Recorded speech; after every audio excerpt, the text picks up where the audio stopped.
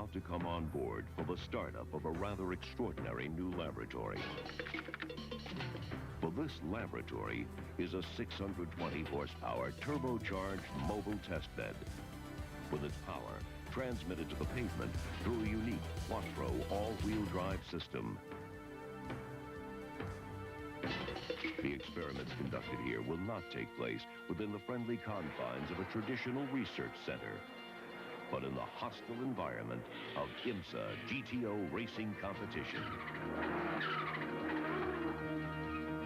It was only last year that Audi made its American professional racing debut with a pair of specially prepared production-based Quattro 200 sedans, an effort that met with immediate success.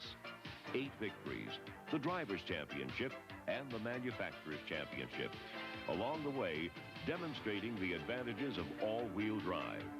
Surely everyone expected Audi to take the conventional route and return to the Trans Am this season with their proven equipment and go for yet another championship. Instead, the Audi engineers have chosen to take an alternate route, the fiercely competitive IMSA GTO series. With more high-tech rules, GTO allows the engineers to work at the cutting edge. And they've done just that by creating a pair of super light, super fast Audi 90 Quattros. The only thing it has in common with the street car is maybe the steering wheel.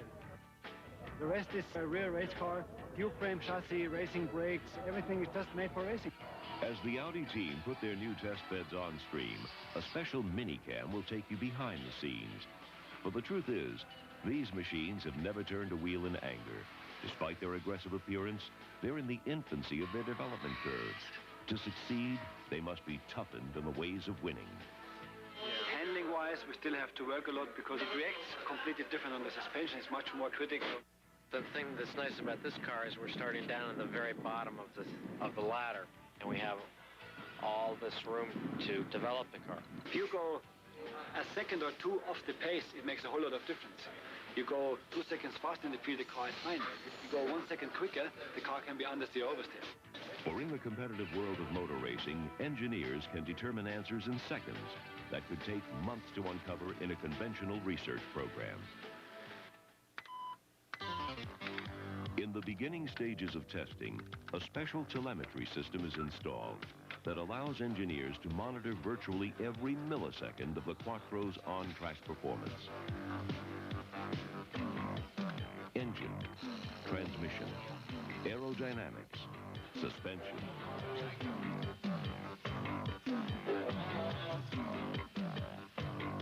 Providing information that even surprised the drivers. This gearbox is the best I've ever raced in my whole career. To shift, it takes only 0.2 of a second. This is like a race car, and the rear of the car, because it's a short wheelbase, is much more nervous, but that can be controlled from the aerodynamics of the car. The main focus, however, is the performance potential of all-wheel drive. The traction when you have the power down is really incredible because the tighter the turn is and the more you have the wheels turn, it pulls the car around the corner itself. I did a week of testing in south of France with Porsche and with Audi, you know. And I did the first 2 days with Audi. And then I got into my works 962. I did 10 laps and I came back and the engineer, I have very bad traction. He said, go back to Audi. You learn so quick to adapt to sort of traction you have. And when you drive a two-wheel driven car, you miss something. Yet, even with the superior traction of all-wheel drive, the drivers must probe new limits. You don't have only four-wheel drive, you also have turbocharged engine. You can go around the corner as you want to do. But if you go on the power too early and you have to lift off, then maybe you're history. A race car, nice to drive, was never fast. A really tricky one, that's the one a racing driver needs to go really fast. Every step we make, the car gets better and better. But now, the telemetry system must be disconnected. The computers powered down. The time for experimentation is momentarily over. It is the beginning of a season of serious competition. The 1989 IMSA GTO Championship. Welcome to Miami. A series of head-to-head races against the best in the world. 3 divisions of IMSA cars and drivers getting ready to do battle. Out of the 1.87 mile circle, just about ready to fire up and let them go. These special quattros may have been designed as test beds, but they are also competitive animals. Clear the grid. Let's start your engines. So be behind the Nissan safety car rolling. And the first test of competition now awaits them.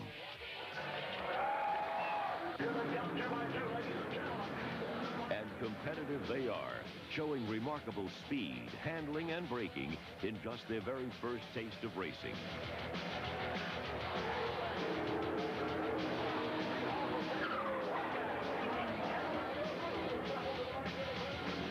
Some may question the relevance of motorsports in the development of the passenger cars of tomorrow, just as some may view the automobile as nothing more than an appliance for getting from point A to point B. They are satisfied with the conventional route. The Audi engineers reject this view. Their command is performance. And here comes a move to the inside. It pushes him out. Dillon backs in third spot. He moves up one. To them, automobile racing is an exercise in fresh thinking. To succeed, you must explore the unknown.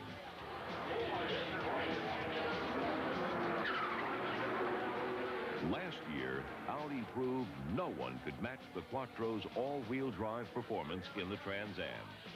For most, such a spectacular demonstration of engineering superiority would be enough. But at Audi, the real rewards of motorsports will be demonstrated in the automobiles of the future. For here at the track, engineers learn not to ask how others have solved the problem, but how can we solve it better? To be unafraid to take the alternate route. And in just their second race, the Audi 90 Quattros, the cars designed as test beds, score an unprecedented 1-2 finish. The first victory ever for an all-wheel drive automobile in IMSA GTO competition. Then, just 2 weeks later, the Quattros make it 2 wins in a row. The Audi team will be continuing these high-velocity experiments.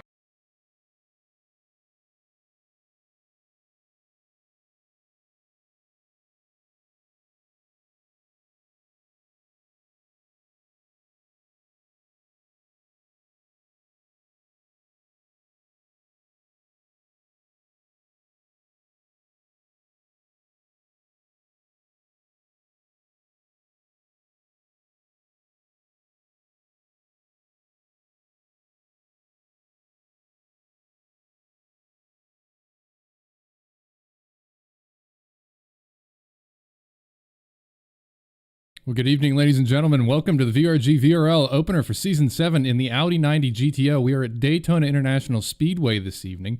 This is Ian Wisman broadcasting for you here. Happy to have you with us here on this lovely Tuesday night. Hope you enjoyed that intro video about the Audi 90 there, produced by Audi itself back in 1989 when the car debuted. We're going to be talking about that a little bit more this evening as we get things rolling here. We got about a half an hour of practice up at this time. Then we're going to be following up with a 15-minute open qualifying. Then we're going to have 2 25-minute races. Second race is going to be set based on the finishing order of the first race, and the top 10 are going to be inverted. So sit back and enjoy it this evening. Get a drink, make some popcorn, and enjoy these Audi 90 all-wheel drive turbocharged monsters. It's going to be a handful. Big change from our USF 2000s from the last season. We think you're going to enjoy it. So this is Ian Wisman with the VRG. Sit tight. We're going to cut over to some live racing action here in just a moment.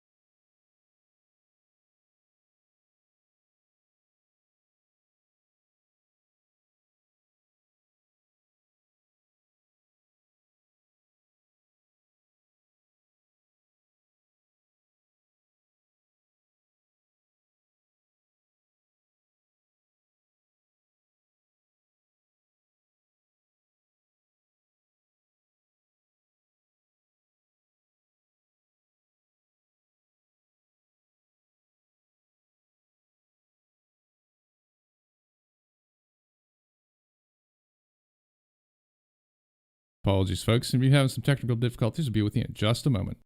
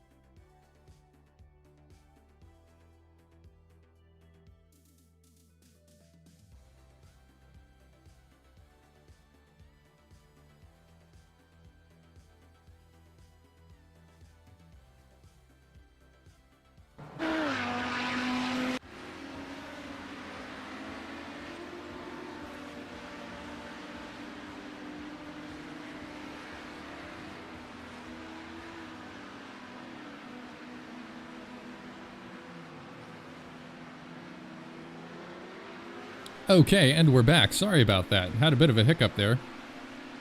This is Ian Wisdom with the VRG. We thank you for sticking with us there. We're going to pick up with our practice session here at Daytona. We're going to do about 30 minutes of practice, then we're going to be followed by our qualifying.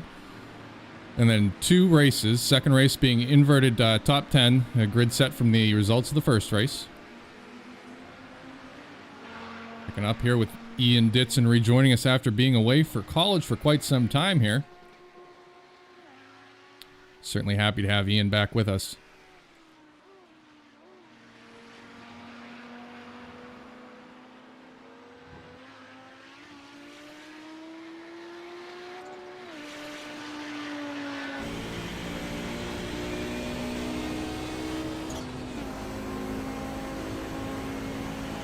As noted in the introductory video there, the Audi 90 GTO all-wheel drive, 5 cylinders, turbocharged monster, north of 700 horse. Let's see if I can find the specs on this car for you.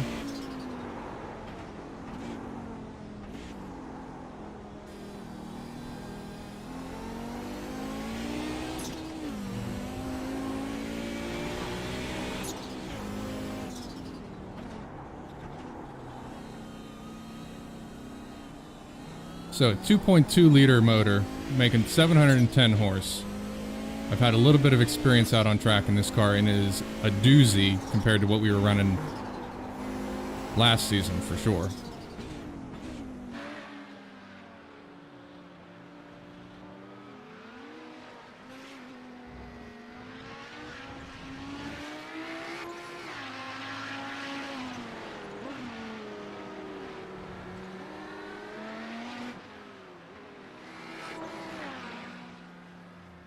Of course, a number of our VRG VRL drivers practicing, getting ready for the Sebring 12-hour coming up here. That's going to be March 26th, 27th, and 28th in iRacing. We've got 3 teams competing. Your host here, Ian's on a team with Mr. Jim Karmanis, as we're following along with him right now, as well as John Wood and Mac McCormick. Got another team made up of Stefan Vappa, Steve Ficacci, and Darren Treacle. And then there's a third team with a litany of entrants on it. Let me see if I can pull that up. That's Team Graziano. Their paint work is going to include the names of the drivers on the roof of the car. Looks like we got, who all do we have in here? Dave Curtis, Jim Graziano, Kurt Uzbey, John Clark, Ralph Solomon. There might be one more on there that I'm missing. Nope, that's it for right now. And it's just as it sounds, 12 hours at Sebring, just like they do in the real world. It's going to be one heck of a challenge. I took the Monday following off so I can recover. Should be a good time.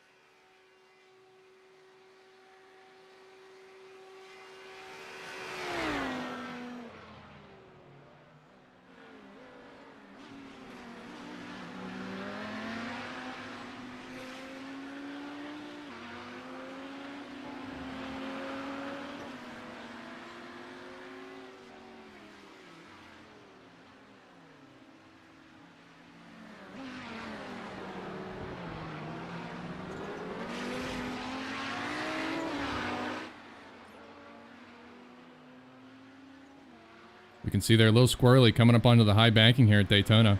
We're going to jump in the cockpit, watch Stefan take the bus stop here in just a moment. Don't blink, you might miss it. Curious to see just how different this car is compared to everything else we've been to Daytona with so far with the VRL.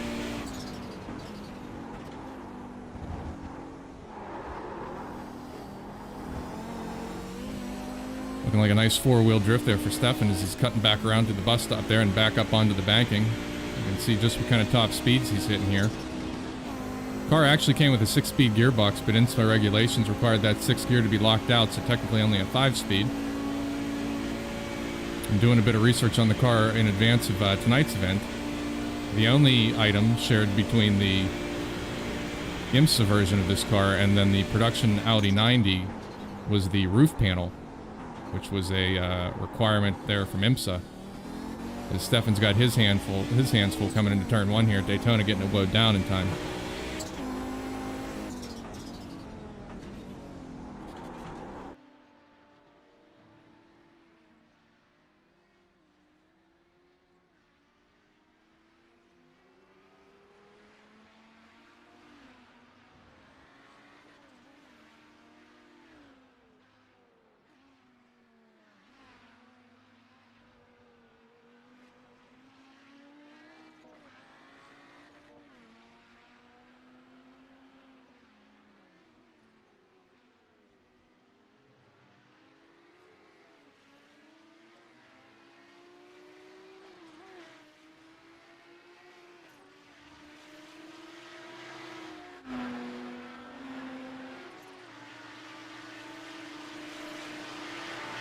John Wood this evening looks to be racing with a BMW CSL, the Batman livery here. Mixing it up a little bit, driving an Audi, racing a BMW livery as Jim Caramanis tucks to the inside there.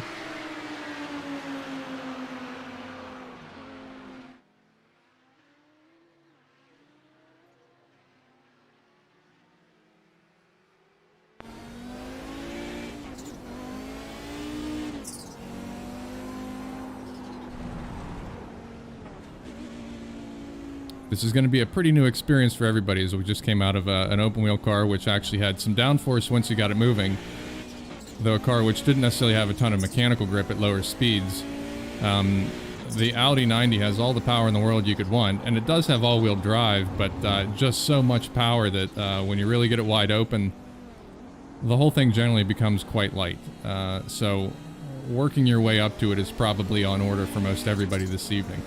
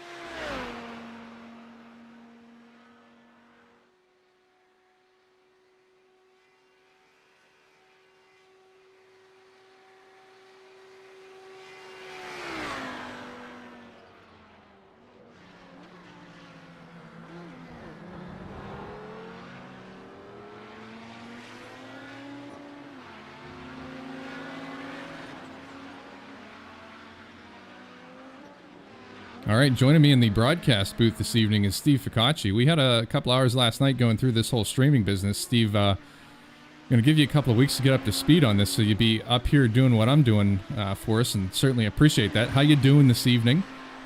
I'm doing great. I'm a little intimidated over our session last night. It's an incredible amount of work that you guys do to put these on every week. Yeah, it's just the first time that's hard. After that, it's kind of like riding a bike. I hope so. So, something that's not like riding a bike is driving these Audi 90 GTO cars.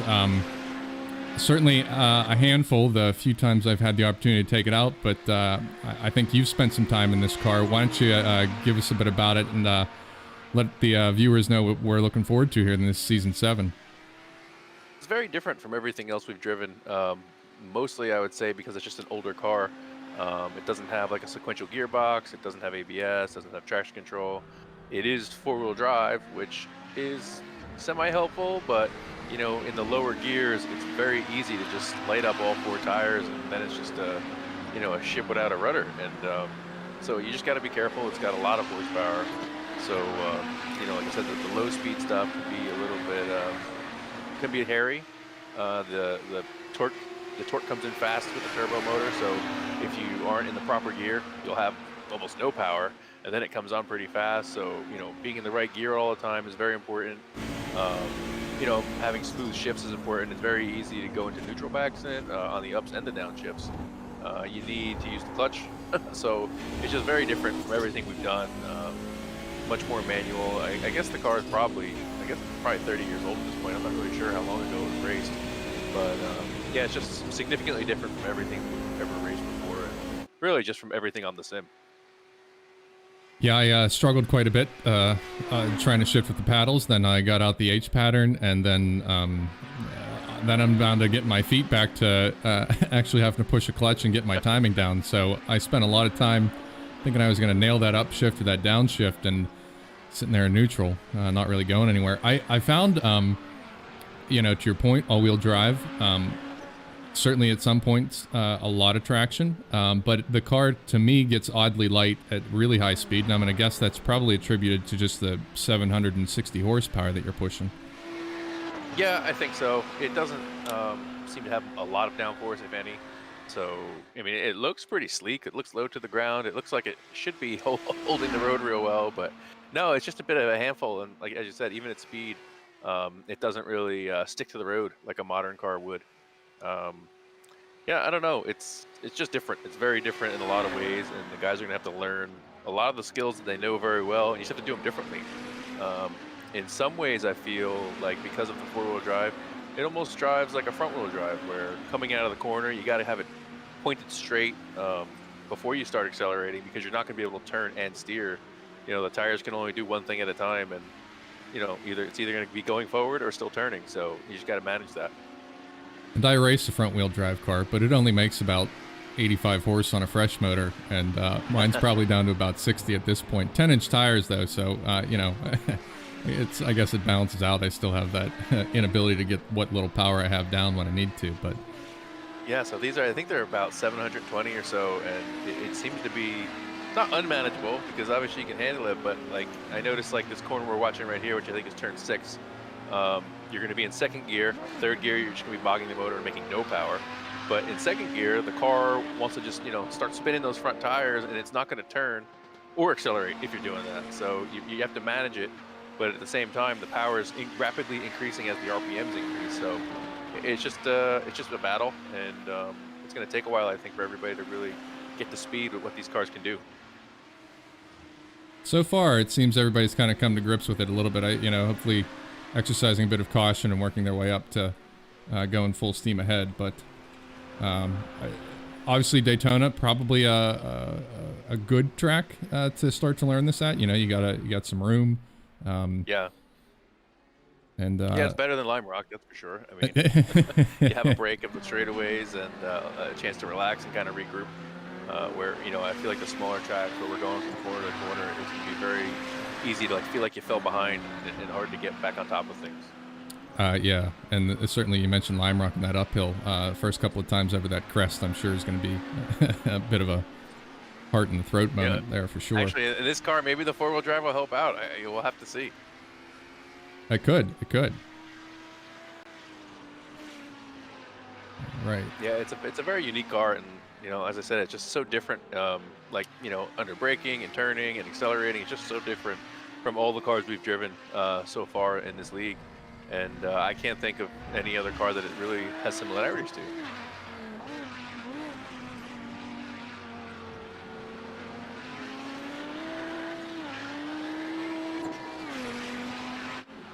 So we got we're gonna try to mirror as best we can I think the '89 season for IMSA, the GTO, where the Audi 90 made its initial appearance. We're here at Daytona this week. We're gonna go to Sebring next week, which actually does follow along in the calendar, but also I think serves as a bit of a practice race for those of us competing in the Sebring 12-hour. We're gonna take a little break after that, and then we're gonna head to Summit Point, where these cars actually did go and run. I think if I look back at the original results from those championship races, taking a look here at Summit Point, yeah, the Audi was there, and I do believe Hans Stuck won in the Audi 90 at Summit Point. So kind of neat to have a bit of historical, touch here with what we're doing. Certainly us being vintage racers, we like to, relive the past just a little bit there. And I seem to have lost everybody. Hopefully this isn't another one of those weird internet issues. Do I still have you, Steve? Looks like qualifying is starting, so everybody probably reset to the pits. Oh, there we go. And they all should be popping out in a second. Not paying attention to my timing here. It's been a couple of weeks since I've been in the hot seat, Steve. Yeah, we missed you. Yeah, spent a couple of weeks in the USF 2000, not being terribly successful. But I really thought you had some really good races where it seemed like if you could have duplicated them, you could have been right in the front running. You had some races where you were battling right with the leaders there. Yeah, I did have moments of brilliance. But I think, as with anything in racing, more seat time is what I need. So, all right. So we're going to do 15 minutes open qualifying here. And we're going to follow that up with two 25-minute races. First race set by qualifying, and then the second race is going to be set by finishing order in the first race, with the top 10 being inverted. So it should mix it up there just a little bit if the Audi isn't going to mix it up enough for us already.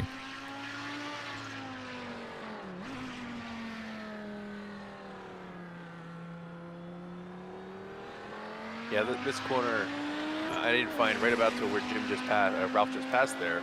I wasn't getting on the full throttle till nearly the banking, just because you're managing the turn. And like I said, it's 700 something horsepower. The car wants to just start spinning the tires, so it really is a handful. And just fighting with the boost of the car coming in as the car makes little power at lower RPMs and a whole lot, at the upper RPM. So that's just something you have to be very aware of to have a good day today. Riding along here with VRL chairman Jim Karamanis. I know he was very excited to get into the Audi. I think he's also expressed a bit of likened the Audi 90 to obviously being a fire-breathing monster. And then having to jump in the Lamborghini, which he's practicing with for the Sebring 12. I think he said the Lamborghini can't really get out of its own way, having driven this Audi around for a little while. Yeah, I could understand that feeling. And then, this being an older car, even though it's very hairy, it's probably not actually going through the corners all that fast. So it's probably going faster at the end of the straightaway, but starting the straightaway slower. So just the acceleration is probably significantly more than what the new cars can do. I mean, even this corner he's going through right now, I mean, you have to have a big lift, maybe a little bit of brakes just to get through it. Where, that's not the case with GT3 cars. They're just flat.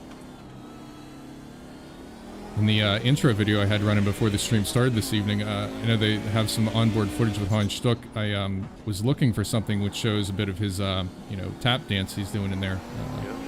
Definitely a car that requires 2 feet to drive. Yeah, that'd be a sight to see back in the day. And I think the first race of the season was at Miami Road Course, which, these cars are about 10 foot wide. It seems like it's not a whole lot of racetrack to cram those cars into.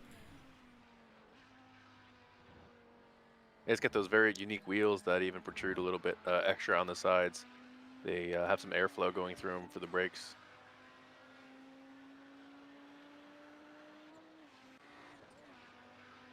Picking up here with Carlos Bonds. He found a perfectly 1980s. Let's see if we can maybe get a little closer. See fantastic day glow colors there. Back when pastels and fluorescence were the order of the day. He gets my like award. That were very popular. I think they're probably going to come back if they haven't already. The 80s. Yeah, I want to say he probably painted that himself in the iRacing paint shop.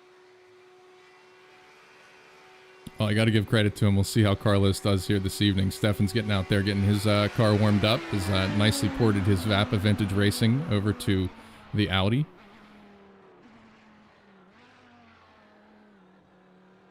Yeah, looking good. He's using some of the new iRacing metallics that we received last year.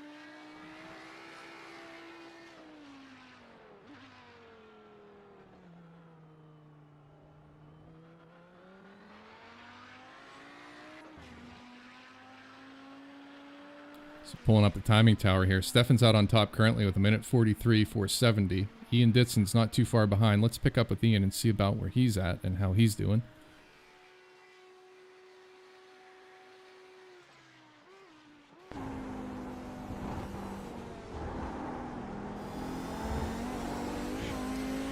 Yeah, I found the technique for the bus stop significantly different than any other cars because on the power, as I was saying, the car just doesn't really want to turn as well as it could. Where the GT cars, you know, in the very early part of the chicane, you're actually back on the gas. You do most of your slowing before the chicane. And then probably by the first right-hander part of it, you're back put to the floor. And you cannot do that at all in this car. You're kind of waiting on it to turn still so that you can get a great exit in this car. I didn't have the opportunity to watch your video for this. I wish that I had. Unfortunately, a lot of things to do before I got on the broadcast, but I was assuming that there would be a pretty 180-degree approach to, well, the entirety of the course, pretty much. Yeah. Like, I mean, every single bend or dip in the road is a corner, essentially. Like, coming out of turn one, you've got that little right and left where you go around pit wall. In any other car, that's just flat and straight, no big deal. In this car, you have to lift, otherwise the tires just start spinning. And then you also have to be super careful that you don't put two tires in the grass. I actually thought being four-wheel drive, it wouldn't be so bad, but maybe because, now you have two drive tires on the pavement, it's worse. Yeah. But yeah, putting tires in the grass on the gas is tougher in this car than I found in any other car.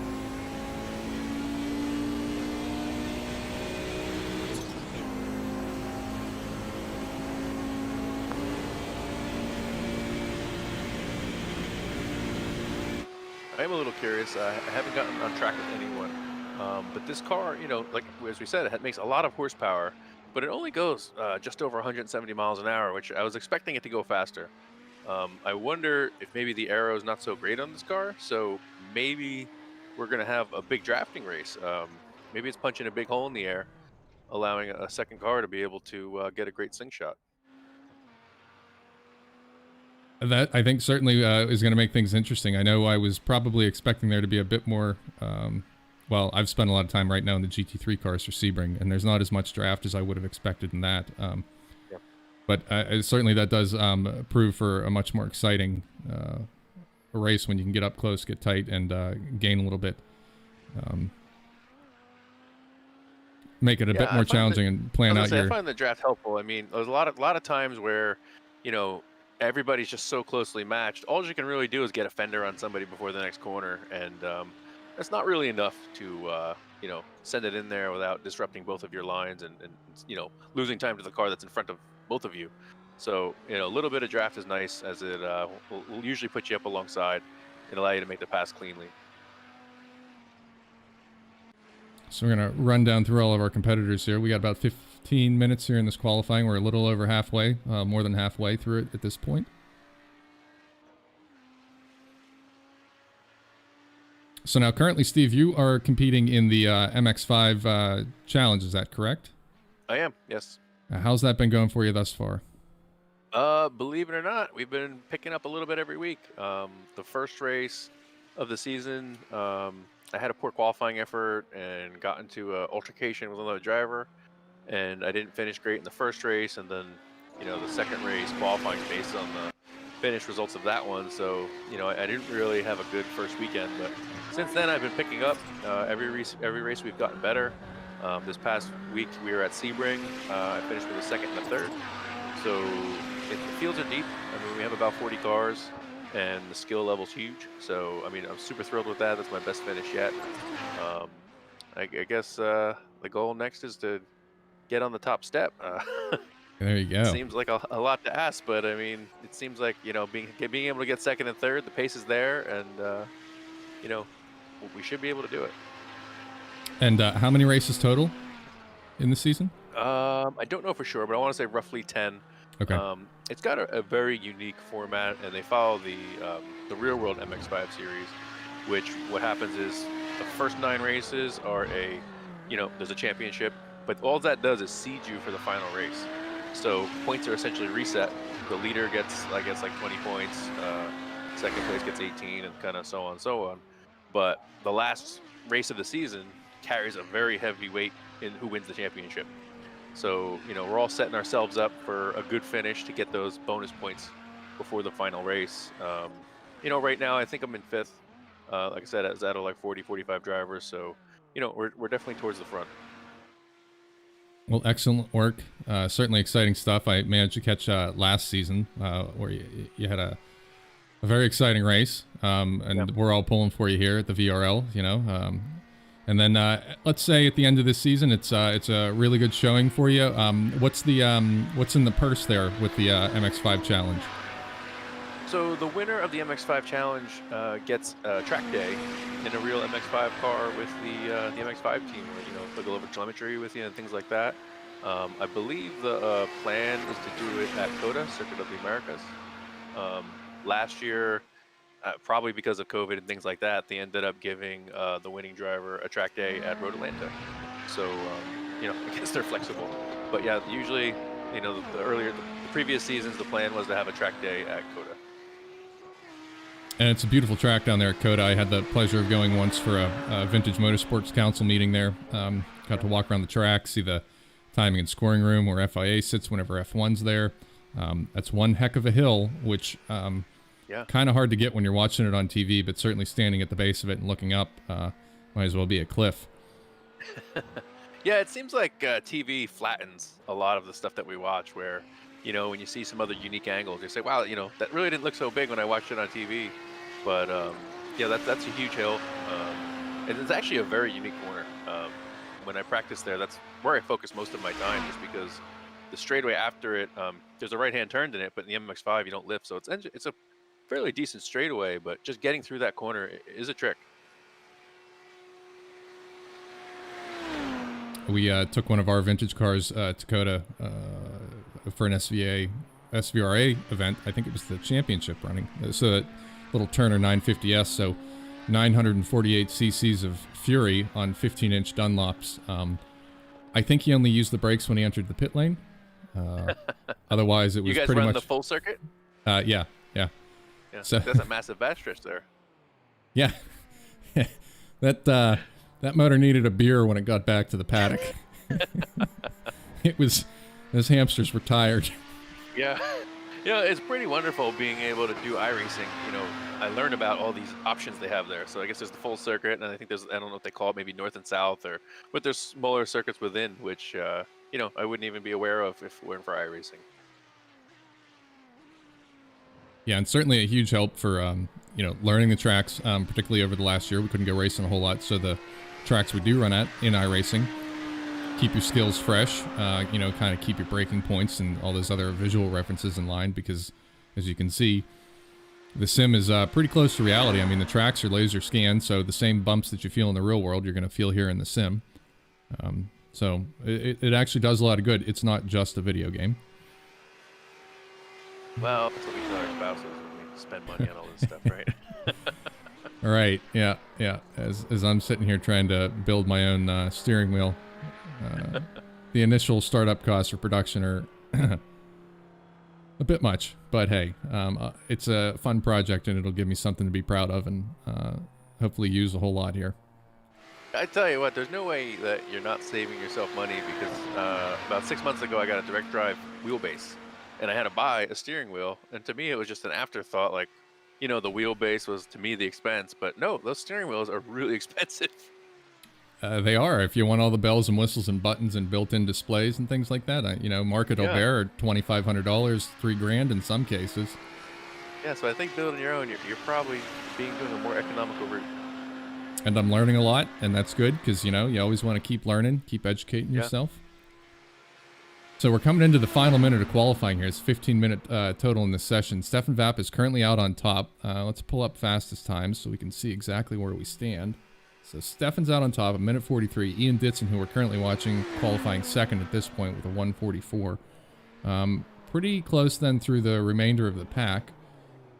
A couple of folks, I don't think, getting a clean lap in there towards the bottom. I know the Audi's a bit challenging and probably going to cause problems for more than a few folks trying to get their bearings. Of course, John Wood's out here this evening in a Audi painted in BMW colors, keeping them guessing. There's always one. But I guess the nice thing about it, you know, I think it looks like we've got about 13 competitors out here this evening, our first race for Season 7, a bit light on the competitors, but I think that just generally means everybody's out in the garage, wrenching on their cars, doing their nutting and bolting, and getting ready for those first races of the season. Coming up in April at VIR, we've got the Wild Hare, the VRGs partnering with VSCDA. So looking forward to our first, you know, real events here in the racing world, which is going to be a good time. And that's it for qualifying. We're going to pull up our official results here from timing and scoring. Stefan Vappa out on pole position. Just outside him is going to be Ian Ditson. Third position is going to be Jim Caramanis. P4, Mike Kelly. Fifth place, Bob Lang. Rob Hines in sixth. Kurt Uzbay in seventh. John Clark in eighth. Ralph Padgington in ninth. Dave Curtis 10th. John Wood 11th. Carlos Bonds in 12th place. Got one more page. Yep. And then Mac McCormick in the lucky number 13. Looking for a strong showing here from Mac. We're going to do 25 minutes here in this first race. Second race is going to be finishing order from race 1, and the top 10 is going to be inverted, so that's going to basically shake up the entire field.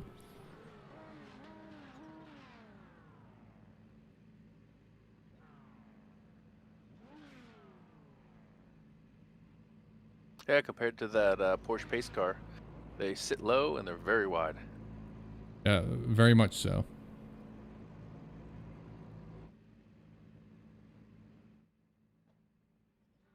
Bit of a comparison there. It looks like you could probably fit about 1.5 Porsches in the width of an Audi. Yeah. Lights are up. We're going to roll off here. It's going to be a short pace lap here. I think it looks like we're going through the bus stop, and then the pace car will pull off, and we're going to go green flag racing.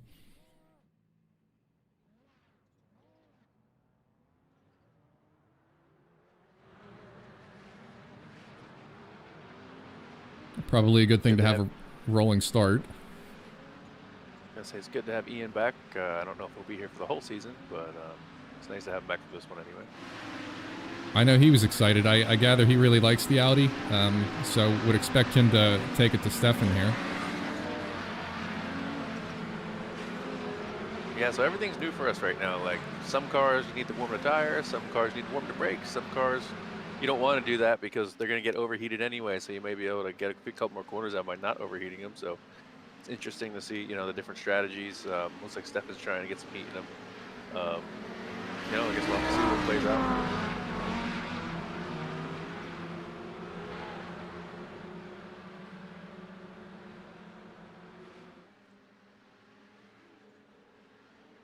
Looking for the pace car to pull off here down the pit lane. Stefan Vappa and Ian Ditson out in front there. We got Jim Caramanis and Mike Kelly, Mad Mike Kelly. Green flag is out, lights are lit. Stefan and Ian taking off there. You can see the flames shooting out of the exhaust here, these Audi 90s. Yeah, that's cool. Oh boy. It's a bit of a elbow rub in there. Ian Ditson gets shoved by second place Jim Caramanis. Jim recovering. Mike Kelly's going to take second position. Stefan Vappa is running away with them this one just a little bit here. Jump on board here with Mike Kelly and watch Stefan as they head into the interior of this track. back to Jim Karamanis. So just so everybody knows at home, that they blank out a lot of the stuff on the gauges, so your competitors can't, you know, steal some data, see what you're doing. So that gauge does not actually say poo on it on Jim's end. I didn't even notice that. I mean, I knew they didn't show the telemetry. I didn't know that it said poo. Yeah, inside, I guess it's pressure, but it's probably saying 0. I'm not sure what the gauge is. I think it's RPMs actually. Yep. If you got a double poo. But yeah, I think it's an actual RPMs when we're in the car, and then the VDO gauging upper left is water temperature. But yeah, they blank that out so that competitors can't sit in your onboard and see everything you're doing.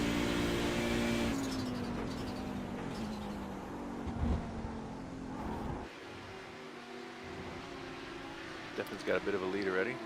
Jim taking the long way through the bus stop. Looks like he's probably going to get a slow down there. Going to have to let a couple of people pass him. Bob Lang's going to get around. John Clark coming up behind. Looks like he's going to get a bit of a run on Jim as well. Let's see if he can stick with this down into 1.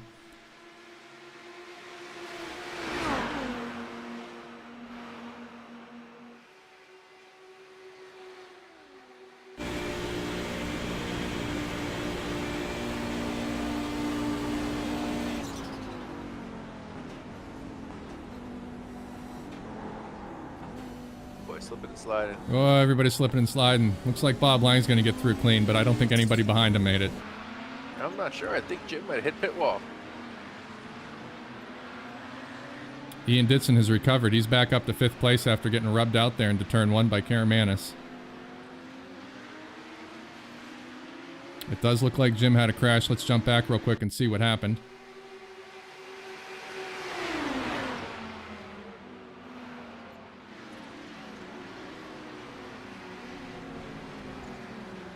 Yep, unfortunately.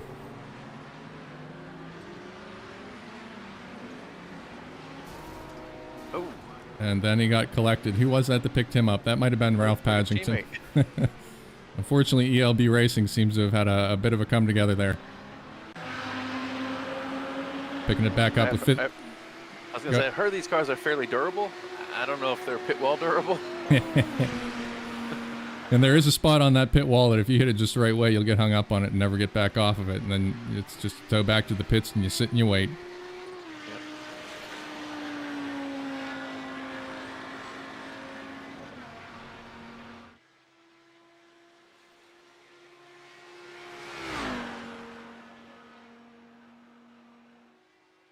Steffen out on top right now with almost about a 4.5 second lead over second place Mike Kelly. Mike running the Camel cigarette livery. Nice throwback to the tobacco sponsorship days of yore. Yeah, seems period correct.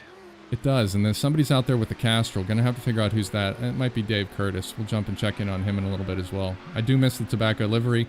I understand why we don't have it anymore, but boy, the marketing departments at those places really came up with some catchy colors to wrap these cars in. It looks like Ian's already up to 3rd. I believe he probably was the 2nd or, fastest guy in practice, so be curious to see if he can run down Kelso before the end of the race here. Or Kelly, sorry.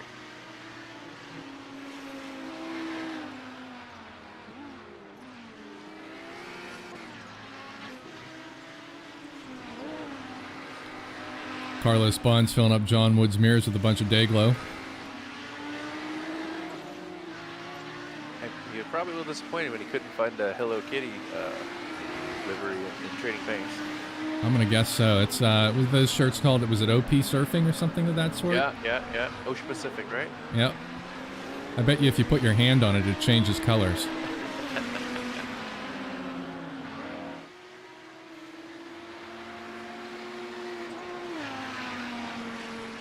John Wood's BMW themed car there just looks right. It does, doesn't it? I mean, very similar. Fitting. Yeah, it's very similar in shape, I think. The Batmobile being a rather long, wide, menacing-looking car, so it does wrap it nicely.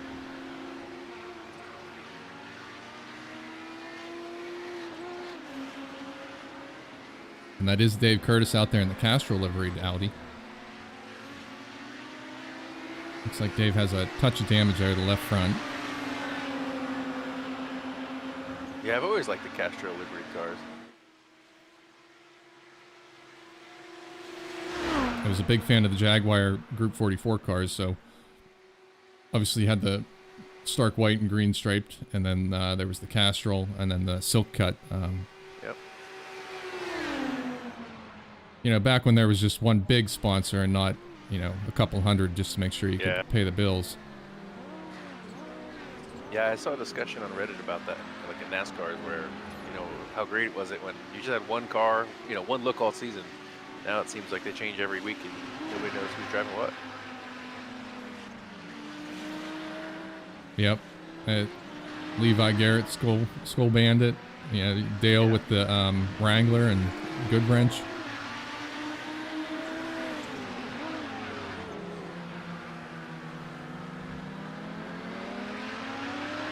I don't know if these are on radial or bias apply, but I feel that entering, say, the bus stop, it's very easy to lock the front tires, and when you do, the loss of grip is significant, where some cars you can lock maybe like an inside front, and the car will stop, you know what I mean? You're going to be a little bit late on your apex, but with this car, you really have got to get off the brake quickly and get back on it.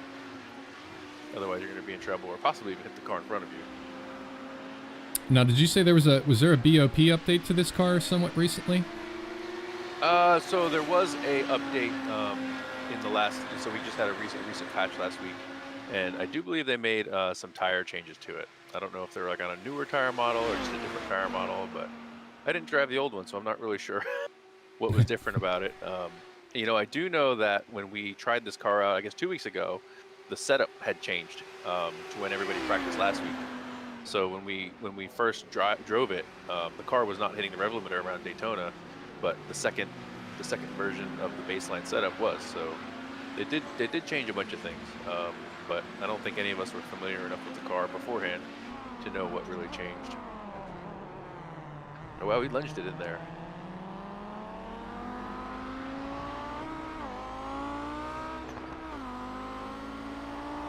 This is John Clerk and Curtis Bay.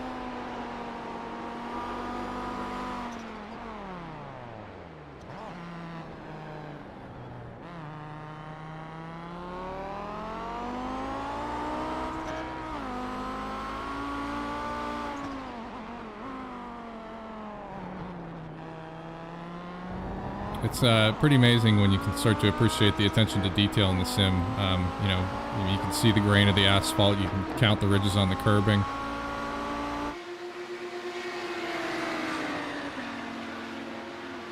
On a long enough race, you'll see the tires scrubbing on the racing line. So I would imagine we go to Sebring, be a nice white track at the beginning of the race, and after 12 hours, there's going to be a very dark driving line around there.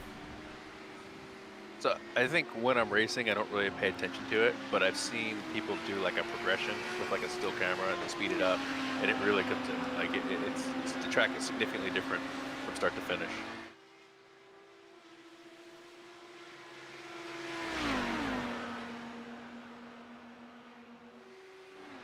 John Clerk really sucked up really good. I'm assuming that's mostly due to draft. So it seems like they are quite drafty cars. I mean, he was, I don't know, maybe 10, 15 car lengths behind coming out of the bus stop.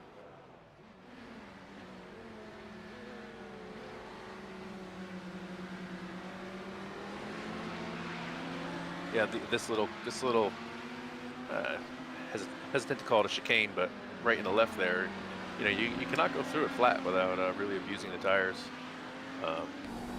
So this car, I feel, is going to make some circuits have more corners, just because some of the, you know, the kinks and the curves are, you have to slow, just like this one. You see the brakes on in front.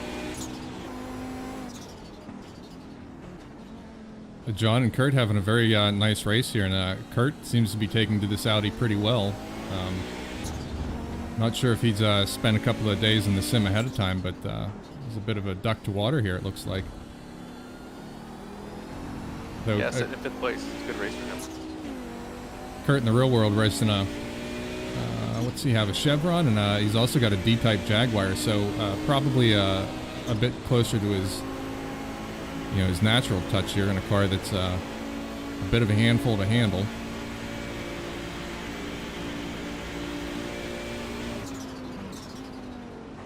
Yeah, it's really neat to see the flames coming out.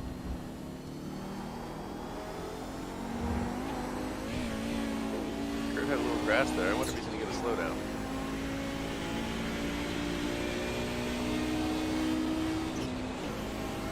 Ian Ditson looks like he's getting ready to make a move here on second place, fighting his way back after that first lap, first turn shunt.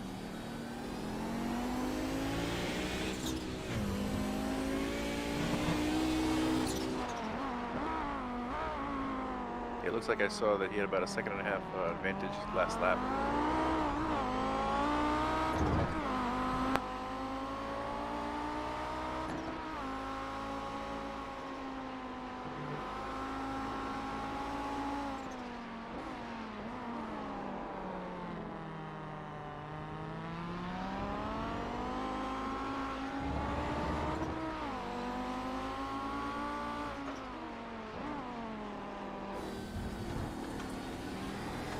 It's a nice looking car from the rear. The flares really do wonders for some cars.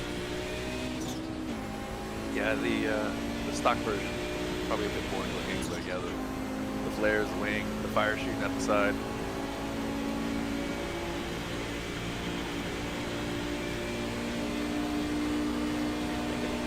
Defensive line there.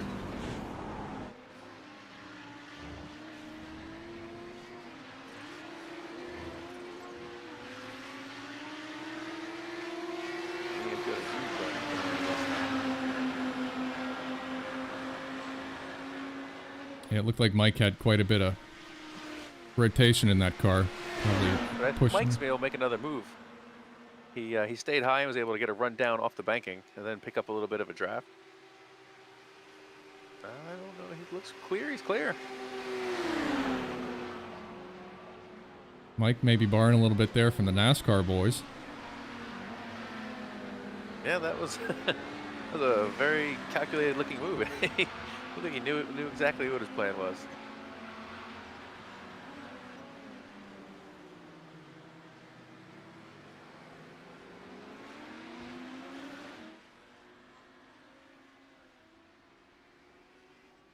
Wait, too wide through here is going to be a bit hairy. And they made it work.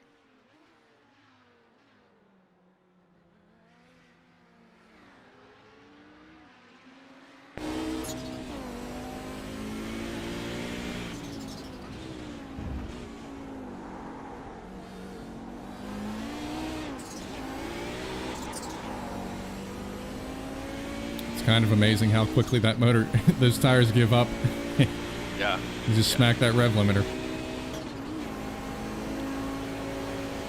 Man, that draft is huge. That's very cool.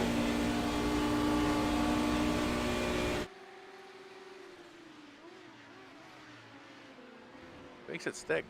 Oh no, he does not. Oh, both of them are the grass. They both go off. Oh boy. Who's gonna get back first? Yeah, I don't think Ian hit the wall there when he spun off, but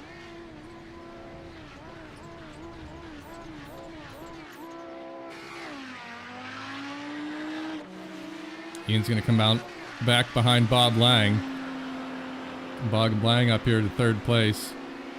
Bob Lang's gonna be close to really close to Michael Kelly at the end of the straightaway. Oh no, wait, where's Michael Kelly? It says he's 2 seconds back, right? Because he was 6 seconds back coming out of the bus stop.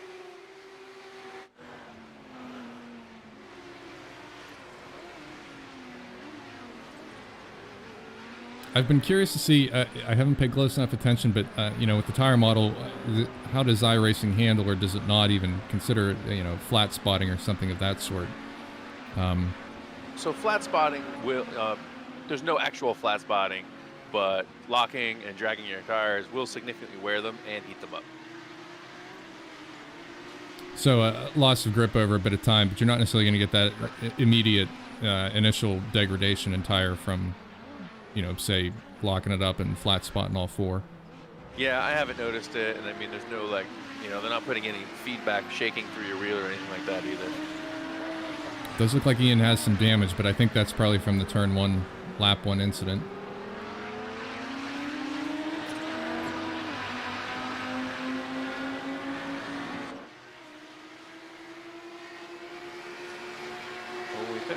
We've got 3 laps to go.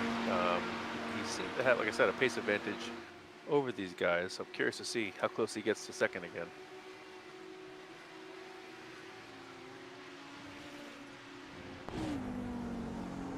Yeah, during his off, he went off screen, so I'm not sure if he hit the wall.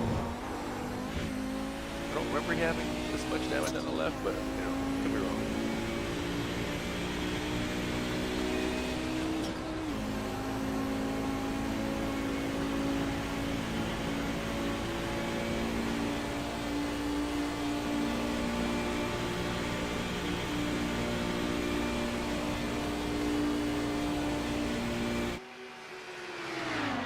Drag race in turn 1.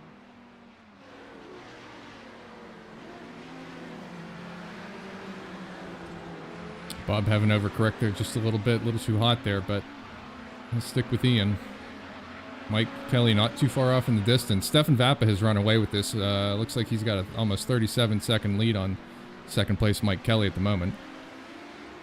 Of course, in the second race, we're going to invert the grid, so if Stefan wins it, he's going to be starting in P10. And as it's running right now, we got Rob Hines currently sitting in 10th place, and he'll be our pole sitter for the next race.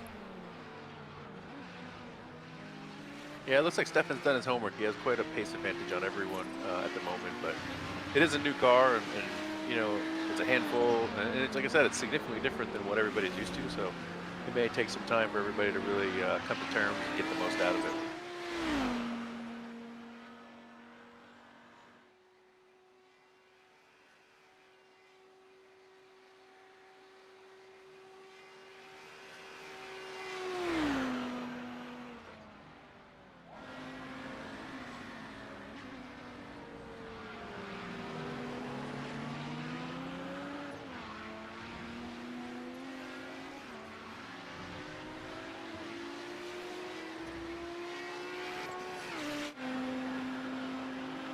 Right now he's about 2 seconds back. That's going to be a bit much to make up in one lap.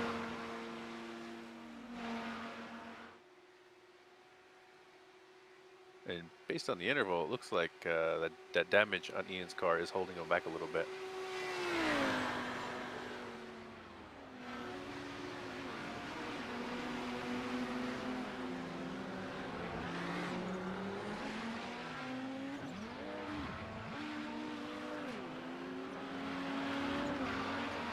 Ian didn't come out of that corner, did he?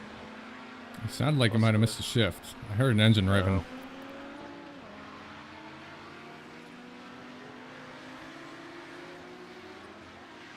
Yeah, it's a little tough right now. You know, everybody's got different equipment. A lot of people have formula-style equipment. Some people don't have a clutch pedal.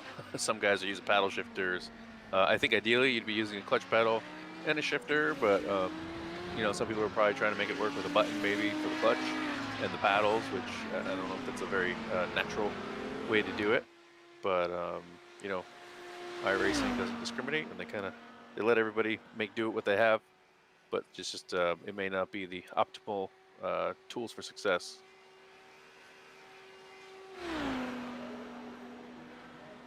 Just checking on the starter here, looking for our, looks to be working last lap here.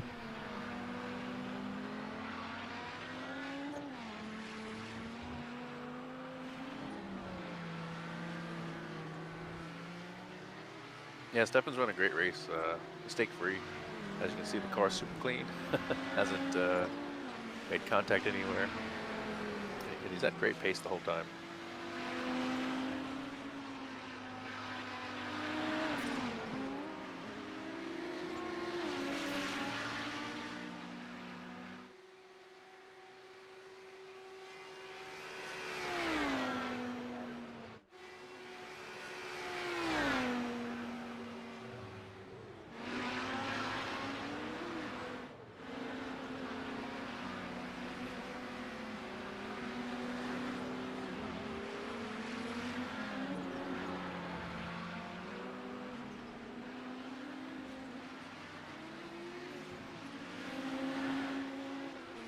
Pick it back up here with our current race leader. So Stefan Vappa, if he takes the win here, is going to start in 10th place in our second race this evening. We invert the rest of the grid. So that looks like, as it's running right now, Kurt Uzbe might be in pole position. Carlos Bonds on the outside. Yeah, Yeah, we were watching Kurt earlier. He was holding down 5th position at the time. Must have run into some issues.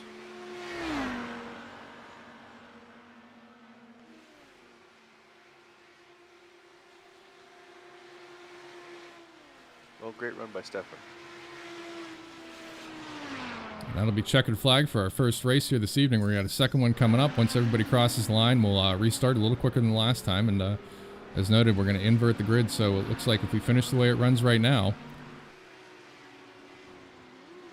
just flip that around. Mike Kelly, a little squirrely there into the bus stop. It looked like Ian Ditson was getting, has a collision there in the contact. That was Ian and... Watch out, watch out. Woo. Again? Oh! Unfortunate there.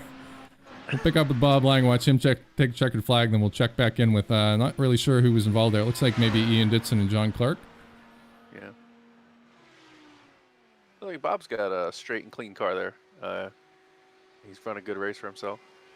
That he does. Got to pick up 3rd.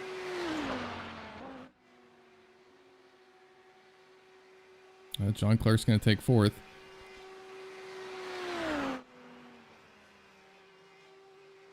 Ian got it back up and running. Going to go back to the pits and drag the T-car out of the trailer. Yeah, that car's seen better days.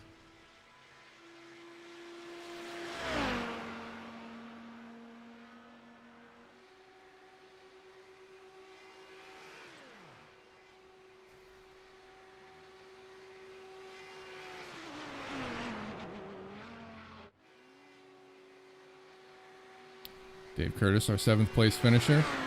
A couple of more cars working their way around track.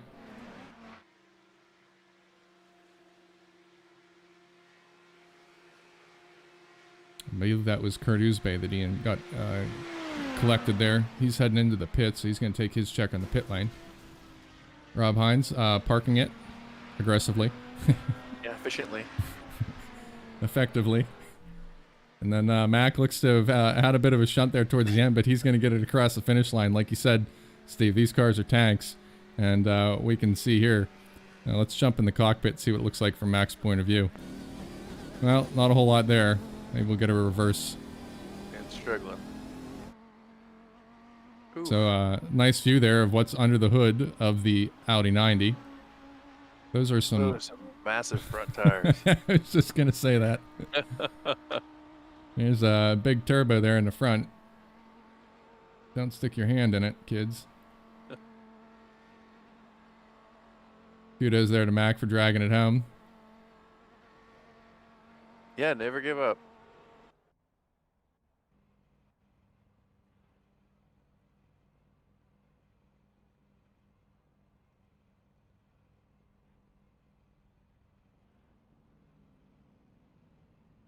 We'll reset the grid. So it looks like starting here in the second race out in pole position. Let's see if we can pull that one up real quick after we flipped it around. Carlos Bonds, pole position for Carlos in the fluorescent Dayglow Audi 90. Ralph Padgington, P2. Rob Hines in P3. Dave Curtis, 4th place. John Wood rounding out the top 5. Ian Ditson in 6th. John Clark in 7th. Bob Lang 8th. Mike Kelly, 9th place. Stefan Vappa, a race winner from the first race. Going to start in P10 here. So he's got some fighting to do in this second race. Kurt Uzbay in 11th. Mac McCormick in 12th. And we got Jim Karamanis, VRL chairman, in 13th position. Turn 1 was a bit messy last race, and I'm hoping everybody learned a little bit and understands what to expect this time, and give each other a little bit of space. And you know, if we can get through turn 1, then we can have a race of it.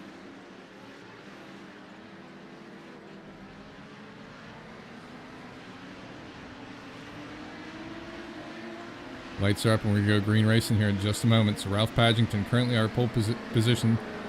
Carlos Bonds on the outside.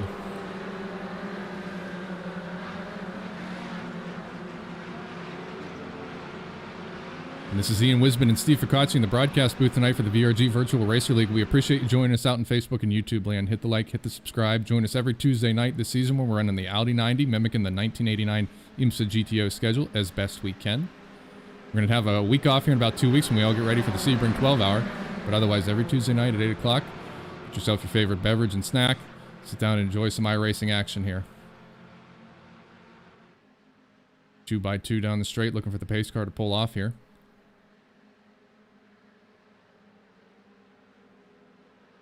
The Audi 90 dwarfing the Porsche pace car here. Ralph and Carlos leading the grid off. Green flag has dropped. Oh boy. Oh boy.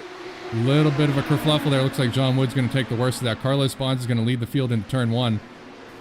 Generally, oh, Three cars aren't going to fit there. Not going to fit. These cars are extra wide. We've got a bit of a traffic jam as a result. We've got somebody coming through as a street sweeper here. Let's. I'm not sure if that's just frustration or. Too much speed, not enough contact surface and brake, I'm guessing. Yeah. So it looks like Rob. Stefan Vappin's already up to third. Rob Hines was able to climb his way up from like 4th or 5th position into first place there. Looks like Carlos must have had a shunt a little earlier. We'll go back and review the damage once we get this field settled down a little bit. Ian Ditson's going to lead it up onto the banking here at Daytona. Making up for his race 1 shunt in turn 1. Clean through the chaos there. Looks like we've currently got Ralph Padgington, John Clark, Bob Lang, and Kurt Ouzbay sitting in pit lane picking up a fast repair. But going to have to sit for a little bit for the tow, I'm going to guess.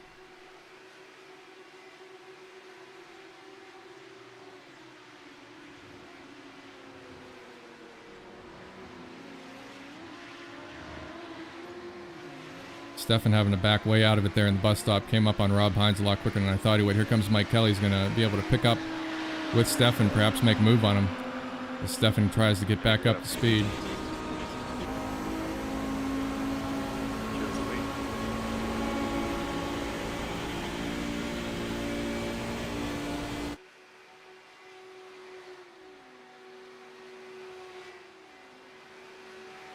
Stefan's got the inside turn 1, which he preferred.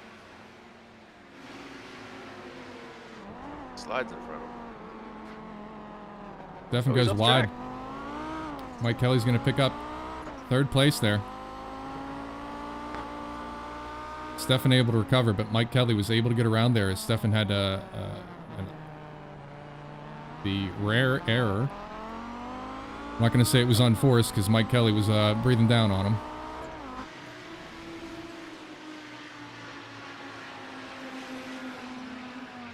Yeah, it's something you need a little seat time to just know, you know, when you're side by side, how much more extra you need to slow down, things like that. You know, when you practice by yourself, you don't always get those chances, and it seems easy. And then, you know, just the situation's different. You come in from a different entry point. Your exit's a lot narrower if there's a car there, so it's just something you need to be very aware of, and obviously just help to practice it. Mike Kelly and Stefan here swapping positions. Looks like next closest race is a little further back. John Wood, Dave Curtis, Jim Karamanis. Let's jump back in the pack just a little bit, see how everybody's doing. Dave Curtis in the Castro liveried Audi. Chasing John Wood in the BMW CSL.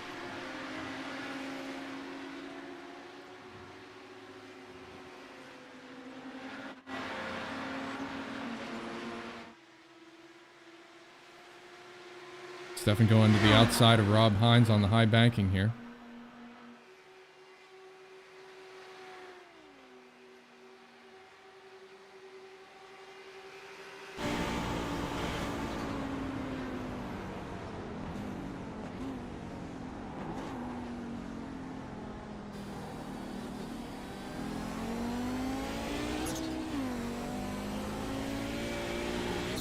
Car exiting the pits there.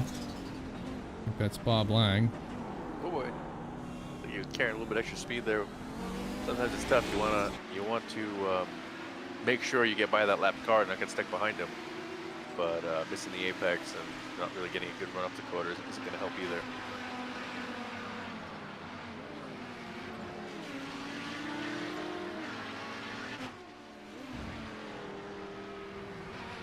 John Wood having it off. He was getting pretty close to Dave Curtis just ahead of him. Unfortunately pushed him off. Let's jump up to our race leader here, Ian Ditson. About a 4.5 second gap over Stefan Vappin, but Stefan is a hard charging at this moment. Sorry for the neck snapping camera changes here, folks. Mike Kelly right behind Rob Hines.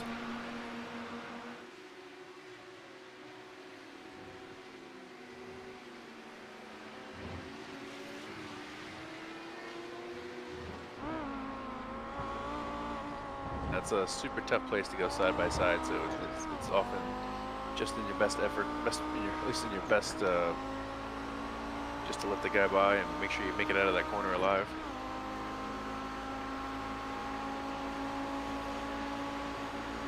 As you see here, being behind, he's got a huge drop.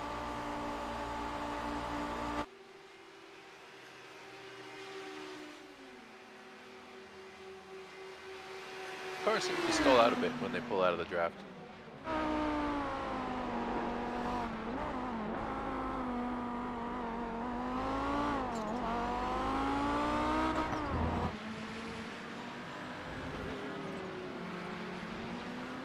Stefan Vappa currently going purple in this second race, a minute 43.318.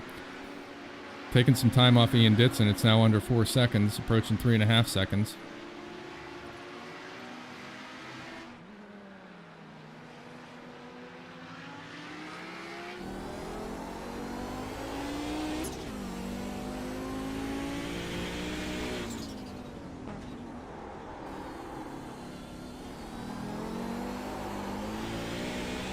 Chipping away at Ian a little bit every corner.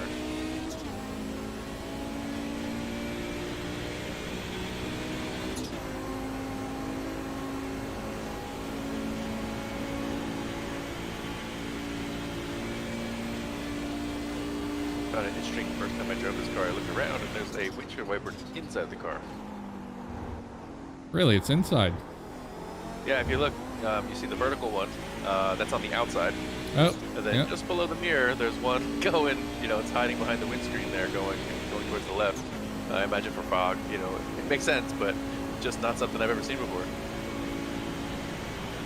I guess they didn't want to spend the money on the proper demister. Well, not the money, just the weight, Yeah.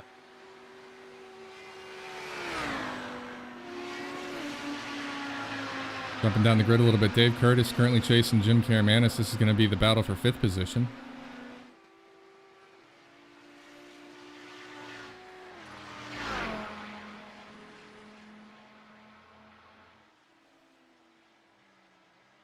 Pulling to the pits. That he is.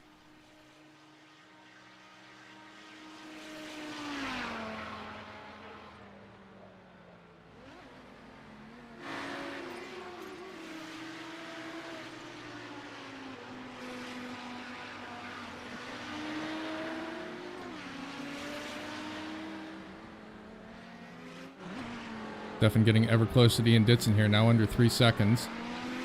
Working lap 5 of 12 here in our second race, our Season 7 opener at Daytona International Speedway in the Audi 90 GTO. Trying to mimic the 89 IMSA GTO season.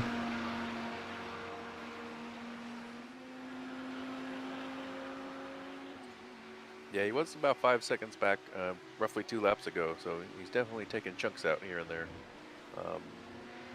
Obviously, he has to get around Ian. Not sure that'll be too hard with the draft that we have in these long straightaways, but I think Ian should figure out a way to maybe hang on to the back of Stefan and maybe try to make a late race move. I don't think he's going to be able to find the pace on his own in the next few laps, so that's probably going to be his best bet, is just to utilize the draft and play some strategy.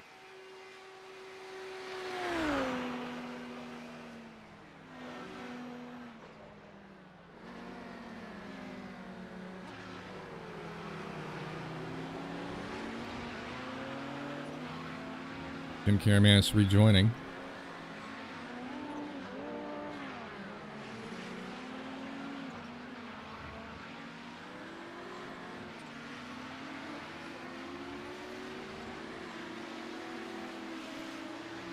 So the fire, based on what I know from driving this track, every time these guys are shifting is typically when the fire is coming out, and there's also a little bit whenever they get out of the gas.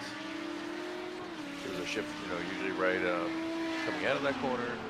Then they're probably in 4th gear. Now they're going to go to 2nd gear here. Usually they're shifting to 3rd right about here. And the exhaust on the other side, so we're not seeing it right now.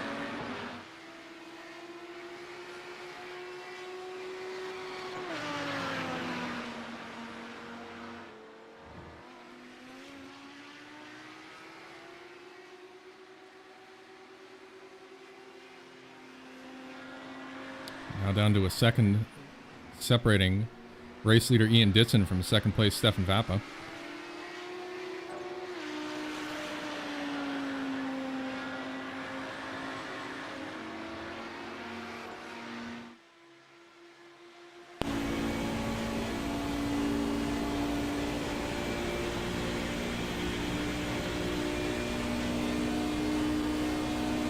Yeah, they'll be side by side next time they come through this part of the track. Stefan's just making up way too much time. Not sure there's any real opportunity to get by before then. Stefan now under a minute 43. I didn't pay close enough attention to his qualifying times, but purple nonetheless. Yeah, I thought he was a low 43. I don't remember the exact number.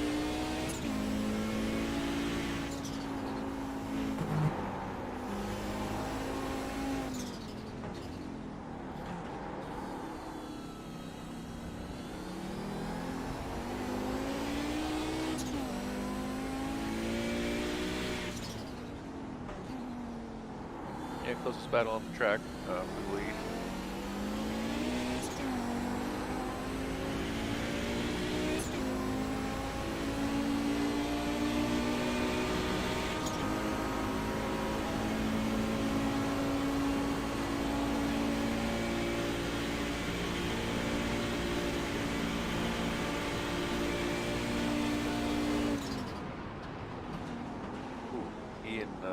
Ian locked up the tires.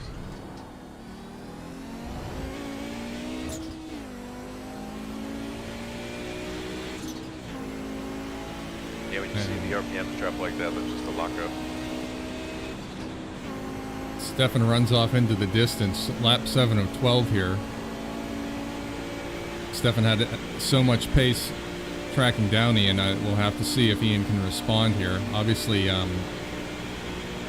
I'm kind of amazed at just how much he can close on him. Apparently from that far away. I mean, I can't imagine that's draft, but... Yeah, no, you're not, I mean, any car really, you're not going to draft until you're close to about a second back. And, you know, at one point, he was about 5 seconds back, I noticed, probably when he got to about second. You know, it took him about maybe three laps to get that down to nothing.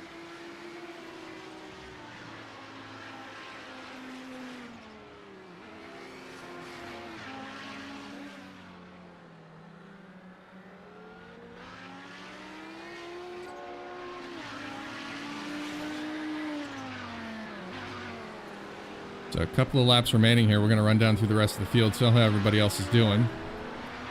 Ian Ditson trying to make up time here on Stefan Vappa. Ian having a lockup going into the bus stop last time round, and Stefan able to put some space between them.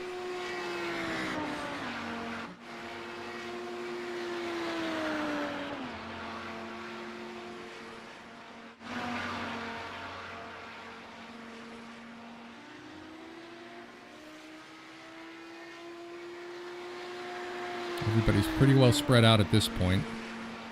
Mike Kelly currently running in third position. Keep an eye on the timing tower to see if Ian's able to make up that gap. Looks like Rob Hines may be running a little bit faster than Michael Kelly at this point. He's only about 3 seconds back. So there could be some excitement in a few laps between these two.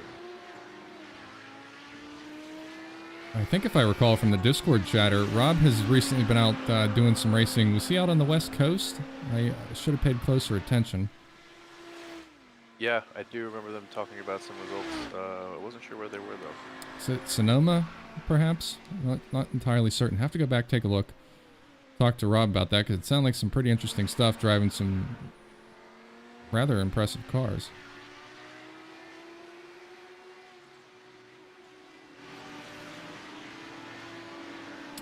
Stefan and Ian coming up on a bit of traffic here. Looks like Mac McCormick's just ahead here. Stefan able to get around. Now Ian's got to navigate in traffic.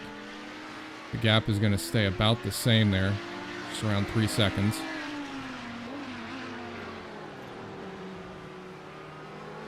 Yeah, I would have liked to have seen Ian try to hang on with Stefan a little bit. The mistake really just built too much of a gap.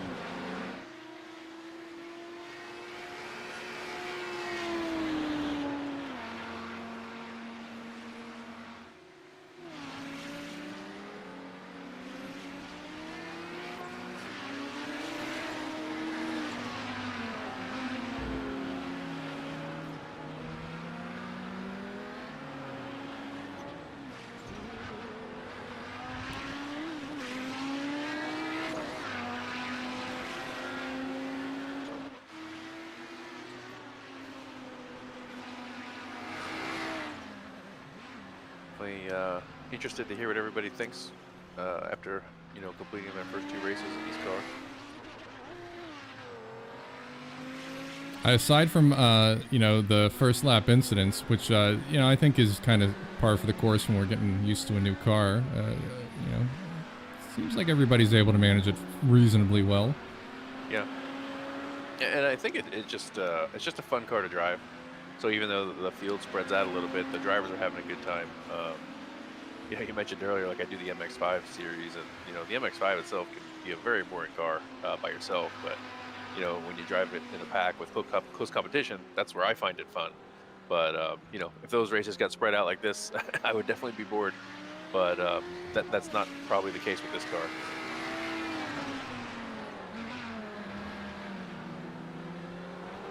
And then we'll have our Thursday night practice for the upcoming week's race. So Thursday night we'll be at Sebring practicing in the Audi 90. A number of us, as mentioned earlier in the broadcast, practicing quite a bit for the Sebring 12-hour. Steve, yourself are going to be on team with Stefan Vappa and Mr. Darren Treacle. Myself, yep, Jim Cameron, John Wood. Yep, definitely. Chances of us ending up in the same split, slim to none, but the broadcast team here is going to try and finagle a way that we can show you everybody, even if we do wind up in different splits, at least, you know, to some degree. We're not necessarily going to be broadcasting, but we think we're going to get the crew chiefs streaming everything so we can check in throughout the course of the 12-hour race. I'm looking forward to it, Steve. It's going to be the single longest driving stint I've done in my life, whether real or imagined. Gonna have to make sure it's a bit of getting used to.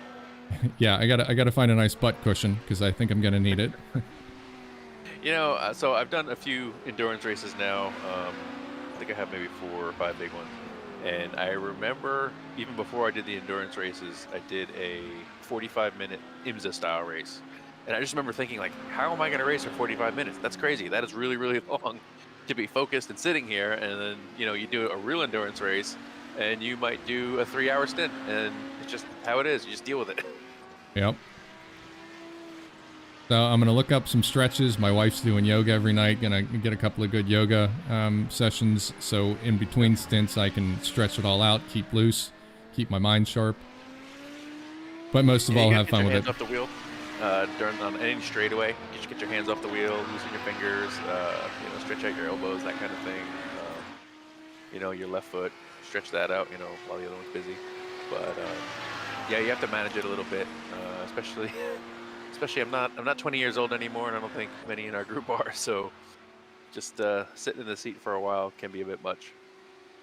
Yeah, I think Ian Ditson's the only one that qualifies for being a 20-something in the VRL, though Carlos might be of a younger age as well. But if you're sitting out there and you're thinking, boy, this looks like a lot of fun, and I'd sure like to drive a Sebring 12-hour race, certainly get in touch with us. Swing by vrgonline.org. And we'll get you hooked up here and tell you all you got to know about how to get involved in iRacing and competing here in the VRL. We'd love to have you. Yeah, so it's pretty exciting. I mean, we've got a fairly large group attempting their first long endurance race. Several of the guys in preparation have been doing some of the shorter endurance races, which are roughly 3 hours. Everybody gets a little bit of time in the car during those, but it's just good. They're working out tire strategy, driver changes, things like that. But this one coming up next is going to be their first official big one.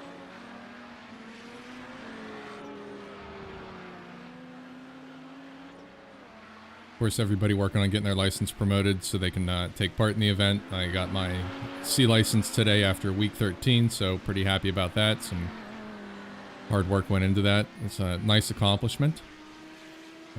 And aside from allowing you to run the endurance races, it really opens up a lot of opportunity to run other series within iRacing. And currently working last lap here, so lap 12, Stefan Vappa is currently leading this race and he's got almost a 7-second gap on second place Ian Ditson, so it looks like Stefan's going to take both the races this evening. Of course, the second race starting from 10th position. Kudos to Stefan for avoiding the lap 1 chaos and coming through clean. Yeah, we didn't actually see it from his point of view, but it seemed to work out to his advantage because I want to say he came out there one roughly third. Might be able to go back up to the top here once we get to the end of the race and pick up the green flag drop and watch from Stefan's position and see how that looked.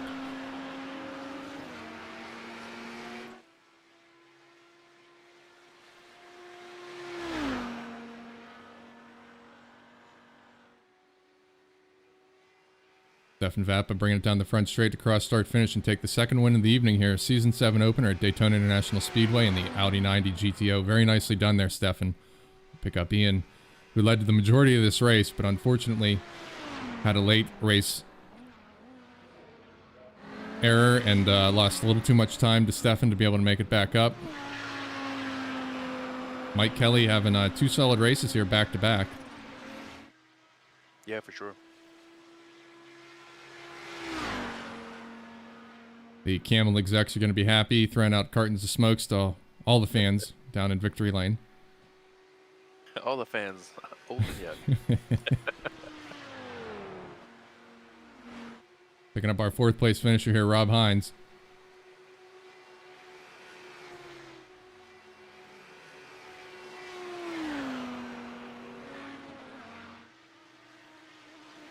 Dave Curtis is going to round out the top 5 here. Like Carlos is running up high there. A bit like Cole Trickle. Yeah, definitely. There was a couple of cars having trouble there. Maybe Bob Langner facing the wrong way. Yeah, looks like Bob took the checker, so he's all good to go. Looking for John Wood to come across the line. Once again, finishing in his BMW CSL livery. Couple of scrapes on that car. Yeah, we saw him go off in turn 3, I think it was. But, I mean, 6th place finish. He's recovered well.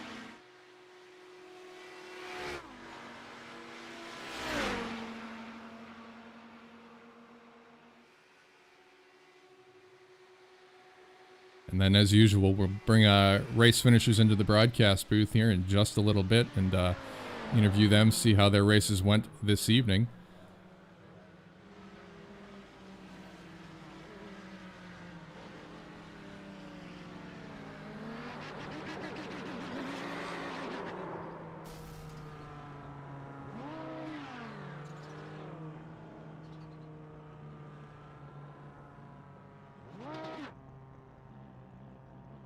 So it looks like everybody's got their work cut out for them if they want to catch Stefan this season. He definitely started the season on the right track. As usual,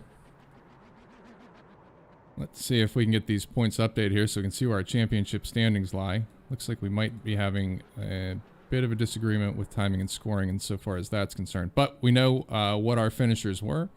Let's pull that up here real quick.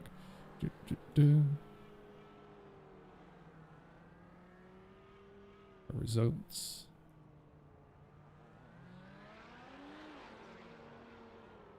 And there we go. Race winner here in our second race, Stefan Vappa. Second place, Ian Ditson. Third place, Mike Kelly. Rob Hines in 4th, and Dave Curtis rounding out the top 5 there. No points assessed yet. We'll get that squared away with timing and scoring. If you give Steve and I a moment, we're going to duck out real quick and see if we can drag a couple of these drivers into our interview booth and get their thoughts. So sit tight, folks.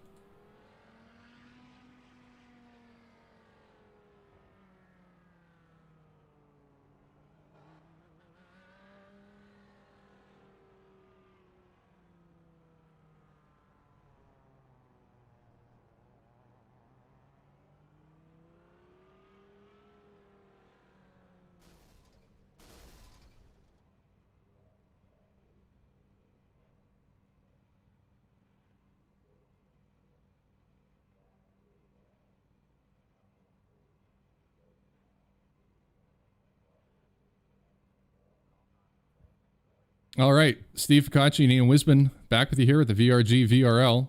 Got a couple of our competitors here this evening. We got a race winner, Stefan Vappa. We got second place finisher here in the second race, Ian Ditson. Third place, Mike Kelly. You still in here? Yep, yes, there you are, Mad Mike. And we've also got VRL race chairman, Jim Karamanis. Jim finishing in 7th place here in this second race this evening.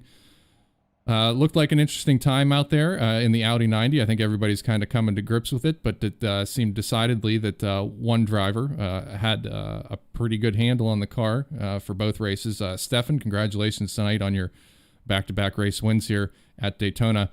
Tell us a bit about the Audi 90 and how you found your races this evening. Oh, well, first off, thank you. I mean, for obvious reasons, I quite enjoyed it.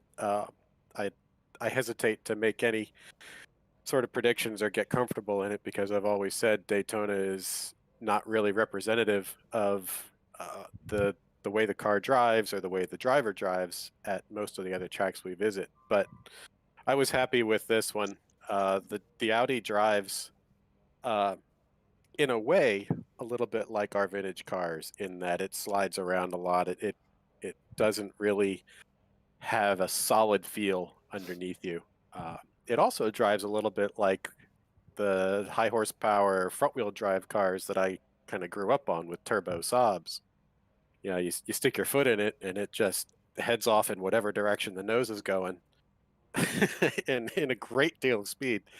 It's got a lot of power, which makes it really interesting. It's a challenging car to drive any day, and it's extremely challenging to drive next to another racer because of how much it slides and just kind of waddles back and forth as it tries to find its line.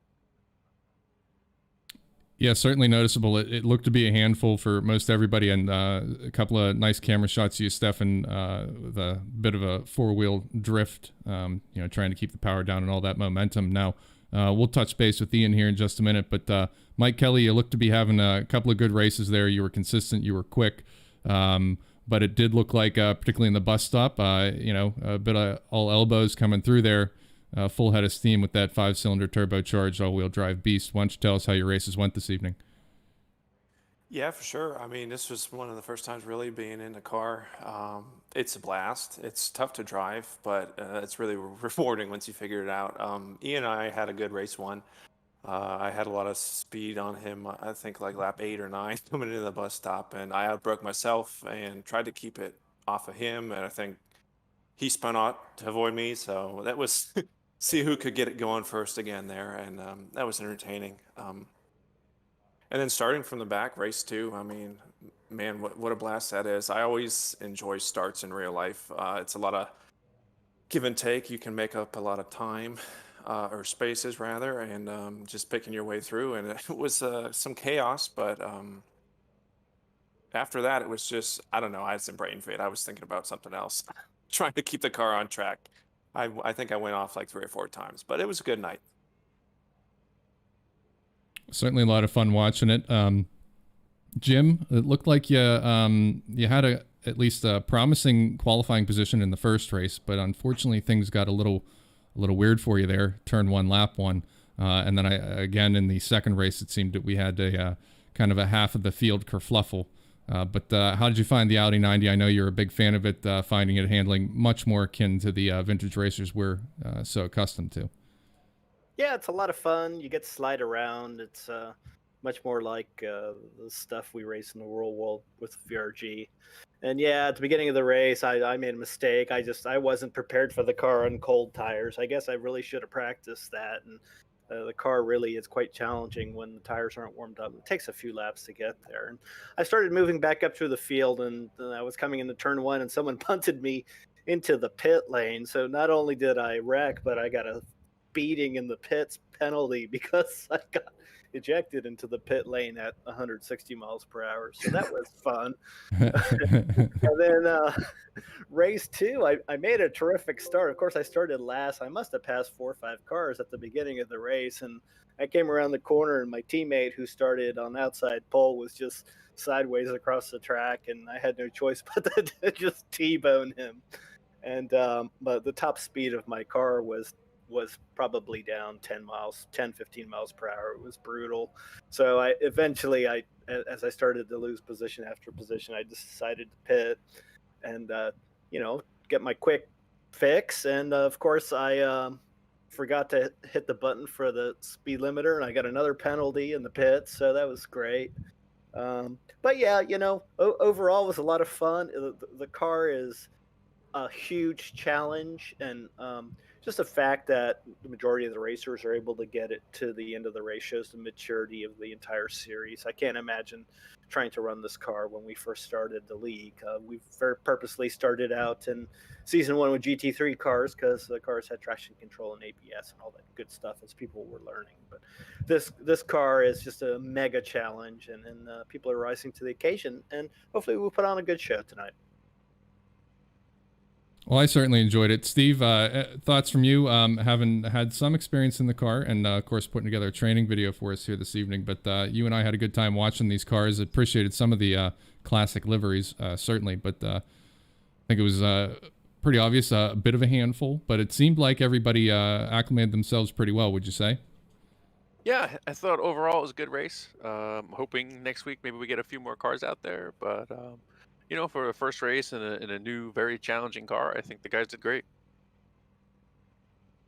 So next week we're going to head to Sebring in preparation. Well, we're following the schedule from the IMSA GTO season when the Audi debuted, but also kind of give us a bit of a experience at the track as we get ready for the Sebring 12. Has anybody spent any amount of time at Sebring in the Audi 90 yet? Any thoughts on how this car likes the famous Sebring bumps, sunset bend, so on and so forth?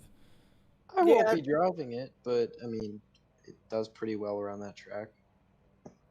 Yeah, we tested it. Our initial test of the car during the end of last season was at Sebring. And, you know, it's hard to say because the car was brand new to all of us. Everyone was, for the most part, off the track a lot more than tonight. So it'll be interesting to see how it goes as we visit there after having this race under our belt. Yeah, I remember it being much more of a handful there than it was here, for whatever reason. But it's, you know, a lot more corners. That's just a lot more chances to have a moment. Right, and the draft here, as usual at Daytona, was just immense tonight, and you won't have that at Sebring, but you'll have lots of hip checking with the way that track is laid out. So it should be pretty entertaining, I would think, for those that are spectating. Mm-hmm. Yeah, certainly some hip checks this evening. Ian, you got your mic back on now and working. You know, you had two strong races. You fought your way back in the first one after a lap one shunt, and you led most of the second race. But how did you find your drive this evening at Daytona in the Audi? Did you enjoy it? And also, welcome back. It's a pleasure to have you. We missed you. I'll only be back for a week or till you guys are running, you know, what is it, the 12 hours at Sebring? Yep. But I really enjoy the car. It's a lot of fun. As much of a challenge it is as it is, it can really be a blast to drive. I mean, I wasn't expecting for it to do what it did when Mike out broke himself, and I was trying to avoid that. I brushed the brakes a little bit, and it just decided that straight off the course was the right course of action and into the wall. So from there, it kind of went downhill, and, you know, it hit like a lot of other stuff. And I mean a lot. I hit Kurt like 2 or 3 times. Sorry about that. But the second race was a lot better. I mean, I ran my fastest time ever in that car, and there's just no stopping Stefan at that point. I mean, I ran a 43.9, and he's still 0.2 quicker than me. There's not much I could have done. And I'm sure he's put a lot more time into the car than I have because, you know, that's what you do, isn't it, Stefan? I put a little bit of time into this, yeah. Couple of practice sessions by myself till I was comfortable keeping it on the track, and then hunt for some time. Yeah, I mean, I think I had one practice session prior to this tonight, and I was running 45s pretty easily, and then I just got comfortable running 44s. So I'm not disappointed with it. Just the usual frustration of losing to Stefan. So what else is new, right? Yeah, and unfortunately, we didn't have Darren tonight. I'm sure he's got a national race this week, and I'm sure he's preparing for that. But hopefully, we'll see him next week. Yep, he always keeps us on our toes. Well, we should have brought Steve for this week's race. Steve was up here in the booth with me. We're training him up on how to do the broadcast. So, yeah. But who knows? Maybe he'll figure out a way to broadcast and drive at the same time. And if anybody can, he can. Right, and exactly. still beat the band. So, Well, I think I got the driving part down. I don't know about that broadcasting. That part's still scary to me. Scary to most of us, for sure. Terrifies me. Well, we had a lot of fun out there at Daytona. Stefan, congratulations on your wins this evening, and thank you everybody here joining us in the broadcast booth for an excellent drive at a beautiful Daytona in the Audi 90, and looking forward to a lot of fun with it here this season. Y'all have a good night, and then we're going to wrap up the broadcast here, and we'll see you next week at Sebring. And Ian, if you don't join us, we'll miss you. But it was a pleasure having you back for a race. It was good to be back. Thanks for having me. Thanks, guys. Appreciate it. Yep. Have a good night. Thank you. Y'all have a good night. Good night. All right, Steve. Well, I'm going to get ready to sign off here. I certainly do appreciate you joining me up here in the booth. It's always fun to have you because you bring a little extra, well, a lot extra to the racecraft and the car knowledge. So certainly thank you for joining us here on this Tuesday evening at Daytona. Yeah, thanks for having me. I'm actually looking forward to next week. I think everybody having so many laps for the 12-hour race at Sebring is going to pay off. They're just so familiar with Sebring and, all the apexes and the little bumps of it that it's going to pay off with this car, I believe. Well, I'm going to try and get some practice laps in Thursday night and see what this is all about, and then I can be a little better informed for the broadcast next Tuesday. And we'll kick things off at 8 p.m. on YouTube and Facebook. We appreciate you joining us. Hit the like, hit the subscribe. And once again, Steve, thank you very much for joining me this evening, and looking forward to Sebring next week. Yeah, as am I. Everybody have a good night. Thank you, Steve. Have a good evening. All right, folks. That'll do us here at the VRG VRL. As mentioned, we'll see you next week at Sebring, 10 o'clock. Sorry, 8 o'clock. We'll kick that one off. And join us. Facebook, YouTube, hit the like, hit the subscribe. Thanks for joining us. Everybody have a great Tuesday. Have a great rest of your week. And we'll see you next week. This is Ian Wisman for the VRG VRL, as well as for Steve Ficacci. Thank you all for joining us. We'll see you soon.